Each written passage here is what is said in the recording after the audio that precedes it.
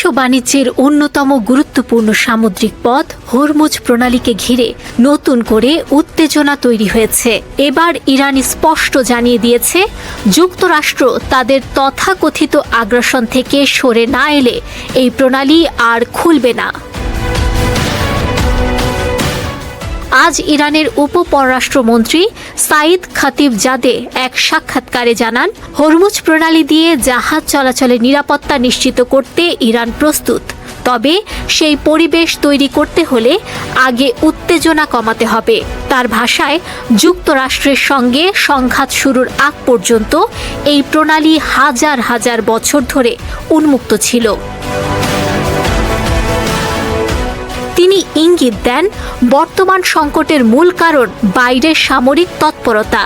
যুক্তরাষ্ট্র যদি সেই অবস্থান থেকে সরে আসে, তবেই আবারও স্বাভাবিক চলাচল নিশ্চিত করা সম্ভব হবে। খাতিবজাদে বলেন, ইরান আন্তর্জাতিক আইন ও রীতিনীতি মেনে চলতে প্রতিশ্রুতিবদ্ধ। তবে একই সঙ্গে তিনি সতর্ক করে দেন, হরমুজ প্রণালী আন্তর্জাতিক জলসীমার অন্তর্ভুক্ত নয়। ফলে এখানে নিরাপদ নৌ চলাচল অনেকাংশেই নির্ভর করে ইরান ও ওমানের সদিচ্ছার উপর। নিরাপত্তা নিয়ে এক প্রশ্নের জবাবে তিনি বলেন, ইরান চায় এই প্রণালী শান্তিপূর্ণ থাকুক।